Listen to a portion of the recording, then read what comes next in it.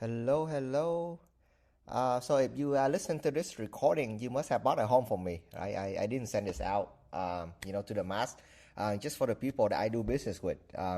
Because I bet that you are very happy right now when you lock in your rate around 3%, right? Or some of you maybe 4%, but that's the most.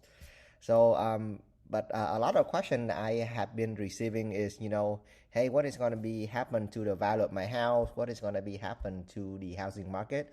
So I thought I would make this short recording just to address some of the common question that I've been hearing over the past couple months. Right, the rate is high. Will the value of my house go down? What is going to happen to me if I buy again? Can I get the same rate? Yada yada yada. I see so many misinformation and crystal ball prediction on the internet as far as on the TV.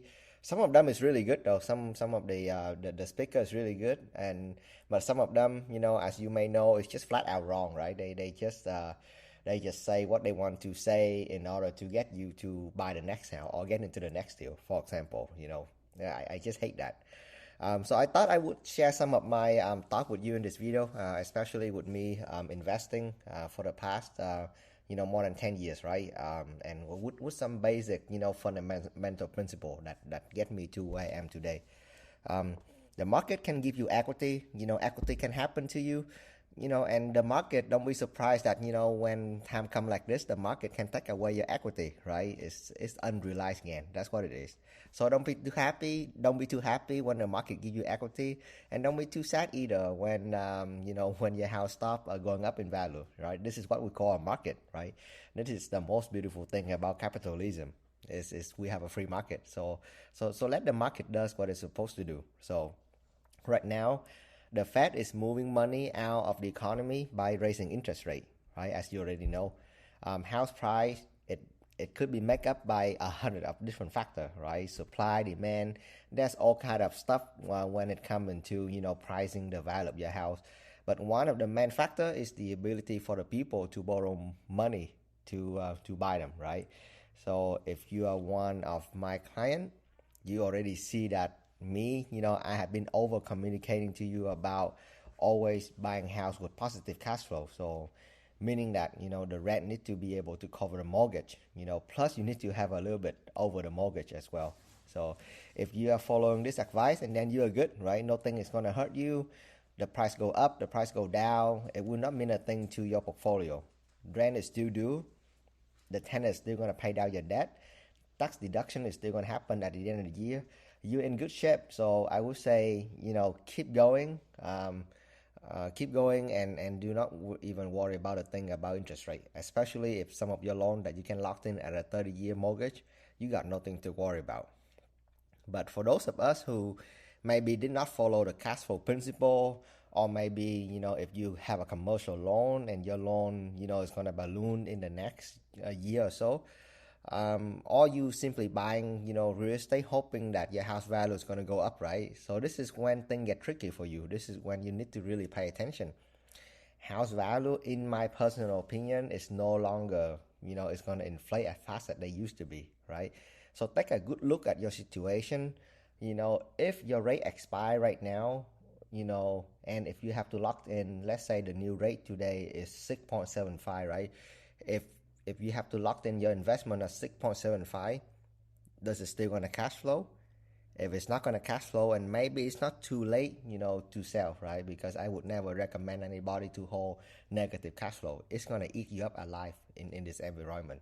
So yeah, so take a good look at the situation, run the number. When you don't know what to do the math, and the math will tell you what to do. So that's it on the investment side.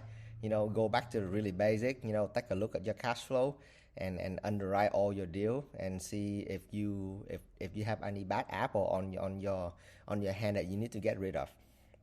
Um, for those of you just simply buy house for your resident, your personal resident, right? You actually have nothing to worry about, right? Life is gonna move on with you. Don't pay attention too much about the interest rate, as you already locked it in at 3.5%, 4%. So time is on your side. Enjoy home ownership. if anything were to happen, let's say if the price is going to correct, let's say if real estate price is going to correct 20%, your payment is going to be the same. You might end up paying less in property tax anyway. So for those of us who own a home, you got nothing to worry about. So congratulations, right? Let's see what else I'm gonna say before I end this. But yeah, don't let the don't let the headline froze you, right?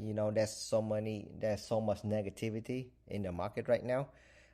We are real estate investor, right? We make money whenever the market go up, go down, or go sideways.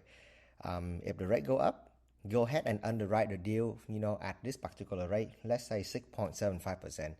If the deal is still penciled out at 6.75%, if you're still going to cash flow from it, if you're still going to get appreciation, tax deduction, and along with all the benefit of owning a piece of positive cash flow real estate, and then the deal is still a deal, right? Talk to your realtor, talk to your real estate agent, go see the property and put in, a good offer, right, to lock down the deal. So yeah, I think I talk enough. I hope this recording find you well. Reach out to me if you have any question. I would love to hear from you, especially all my VIP client.